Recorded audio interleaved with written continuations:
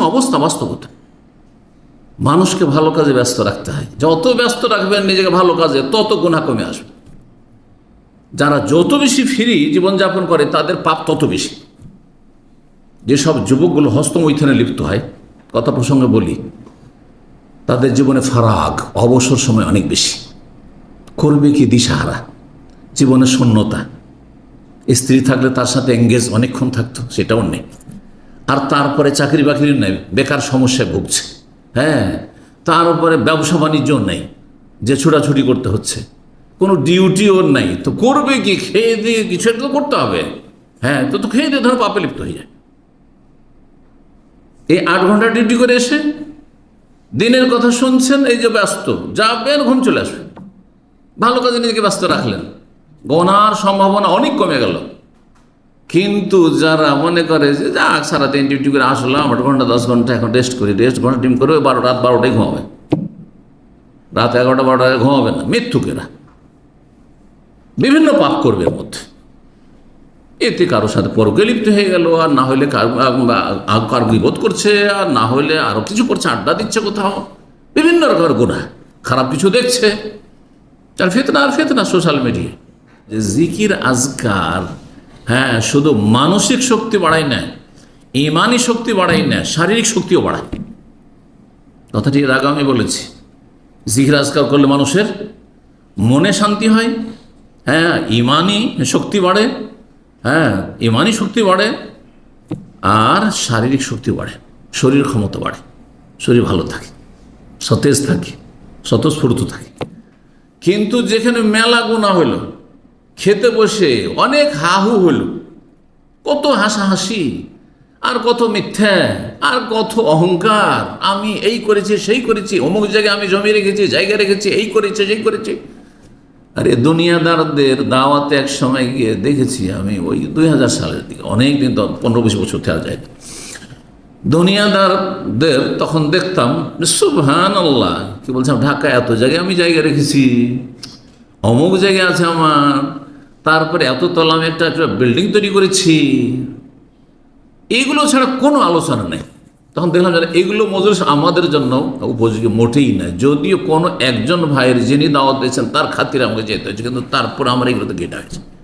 দুনিয়াদারদের দুনিয়া নিয়ে আলোচনা ছাড়া কোনো কিছু নেই।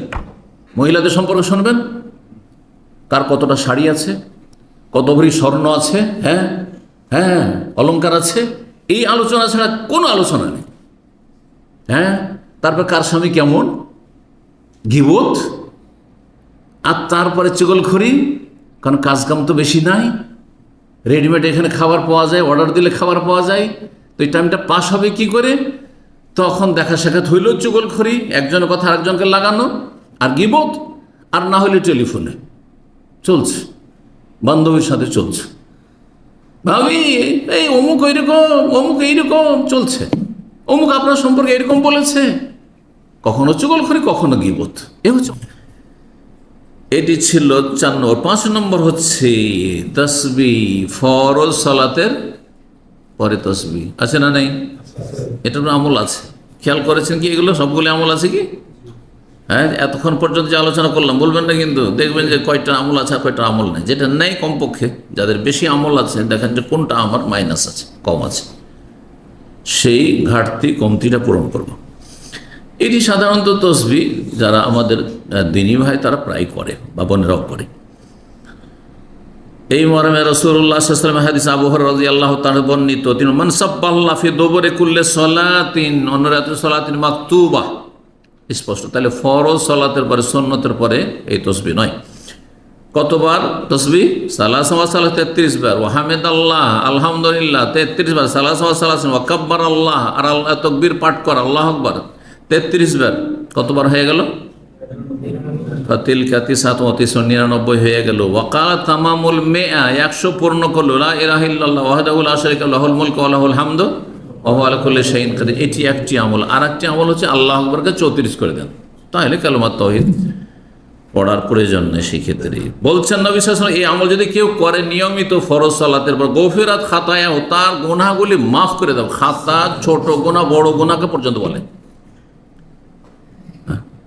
ছোট গুনাহ আর বড় খাতা, বড় গুনাহকেও শামিল, কিন্তু বড় গুনাহের জন্য তার সাথে তওবা করতে হবে। এটা আহলে সুন্নাত ওয়াল জামাতের আকীদা, বিশ্বাস।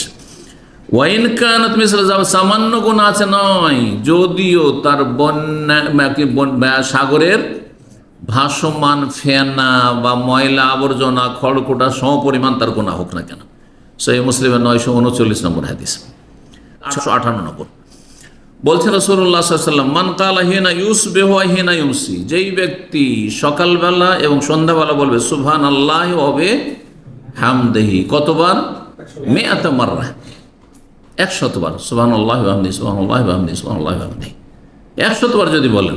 অনেকে হাঁটাহাঁটি করছেন, হাঁটাহাঁটির সময় আপনি 3-4 মিনিটও লাগবে না, বেশি, তাতে পড়া যাবে 100 বার।